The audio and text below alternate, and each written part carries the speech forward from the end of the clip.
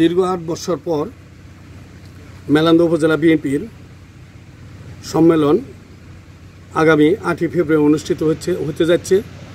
এই সম্মেলনটি ঐতিহাসিক মাইলফলক হিসেবে চিহ্নিত হয়ে থাকবে।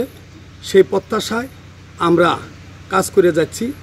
11টি ইউনিয়ন, 2টি পৌরসভা মেলান্দহ স্বতঃস্ফূর্তভাবে মেলান্দহ উপজেলার প্রতিটি নেতাকর্মী কাজ করে যাচ্ছে এই সম্মেলনকে সফল করার জন্য। এই সম্মেলনটি আমরা আশা করছি এই সম্মেলনটি কমপক্ষে 20 থেকে 30 হাজার লোকের সমাগম ঘটবে। জামালপুর জেলা নয়, বৃহত্তর ময়মনসিংহের মধ্যে একটি উপজেলা এই সম্মেলন ঐতিহাসিক বা নজিরবিহীন হয়ে থাকবে আমরা প্রত্যাশা করছি। এই সম্মেলনে আমরা সফলতা কামনা করার জন্যই কেন্দ্রীয় থেকে নেতৃবৃন্দ আসবে। আমাদের জননেতা জনাব হাবিব সোহেল যুগ্ম মহাসচিব, উনি আসতেছেন। ময়মনসিংহ বিভাগীয় সাংগঠনিক সম্পাদক শরীফুল আলম সাহেব আসতেছেন।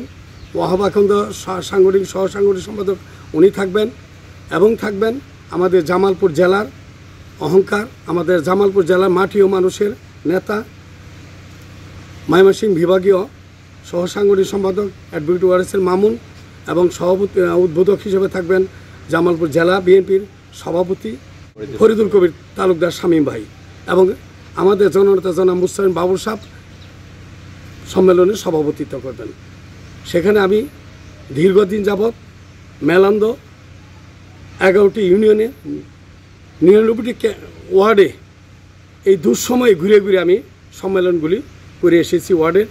আমি বিশ্বাস করি যদি দল আমাকে মনে করে তাহলে নিশ্চয়ই আমাকে আগামী দিনে সাধারণ সম্পাদক হিসেবে নির্বাচিত করবে।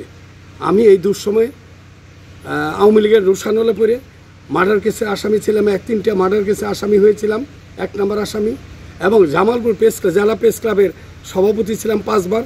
সেখানেও আওয়ামী লীগের অত্যাচার নির্যাতনে সেখানে আমাকে থাকতে দেওয়া হয়নি, আমাকে ওখান থেকে বিতাড়িত করা হয়েছে। আমি আওয়ামী লীগ দ্বারা নির্যাতিত।